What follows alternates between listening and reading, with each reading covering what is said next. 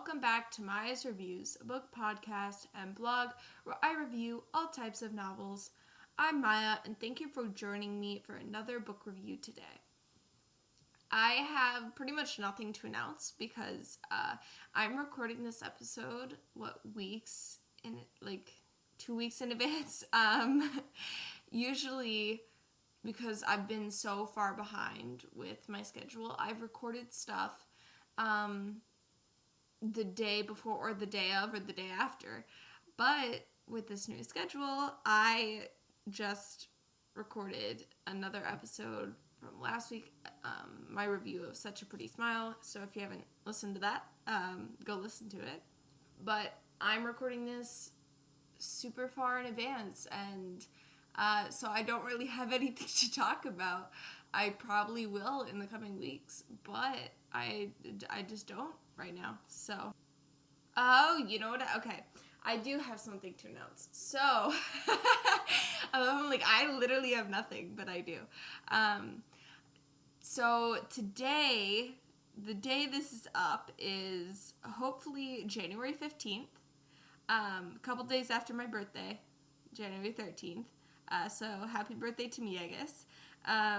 But next week, although I said we're on this new schedule, which we are, I do have an episode next week, hopefully. I have no idea because this is 3 weeks prior to when that episode is supposed to be up. But I am supposed to have an interview up with Benjamin J. Ryan, author of Beckoning the Gate. I'm supposed to, and hopefully will, have that up on the 21st. So keep your eye out for that next week. So that'll be an interview with Benjamin J. Ryan. If you haven't listened to my review of Beckoning of the Gate, the first novel in so I can't pronounce it. If you want to hear me pronounce every single thing wrong in that review, then go listen to that. Have a little preparation for the interview. So that hopefully will be up, if all goes according to plan, on the 21st. So just keep that in mind.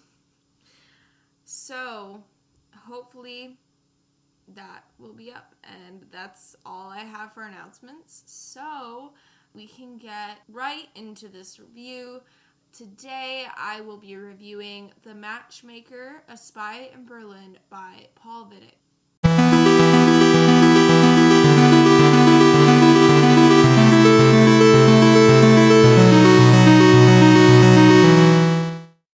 A huge thank you to Pegasus Crime for providing me with an arc of this novel in exchange for an honest review.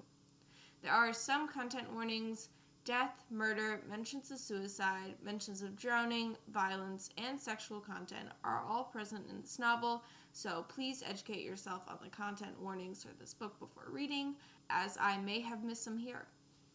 Overall, I rated The Matchmaker 4 out of 5 stars. The characters and memorability were 3 out of 5, the writing and setting 5 out of 5, and the plot 4 out of 5 stars. Because I had never read a novel by Paul Vidich before, I started reading this novel with no idea of what to expect. I was pleasantly surprised by the brilliant mystery within The Matchmaker, A Spy in Berlin's pages that ended with an epic demonstration of a woman's determination. The Matchmaker will be released by Pegasus Crime on February 1st, 2022.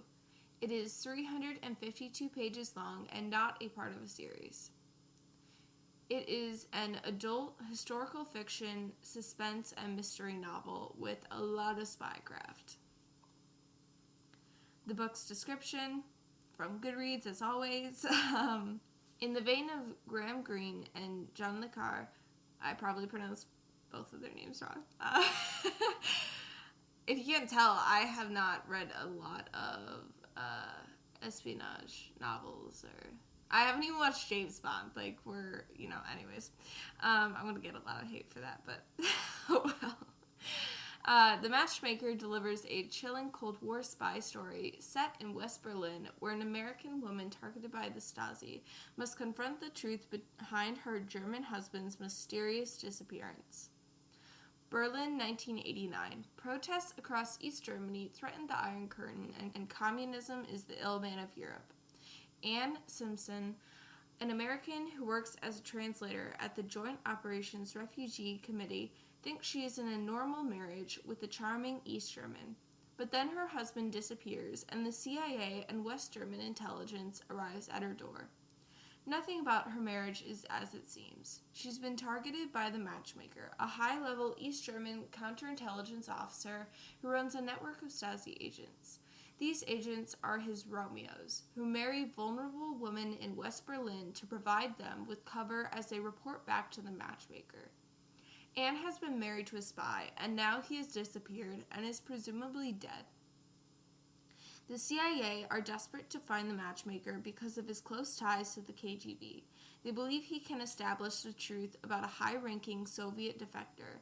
They need Anne because she's the only person who has seen his face, from a photograph that her husband mistakenly left out in his office, and she's the CIA's best chance to identify him before the Matchmaker escapes to Moscow.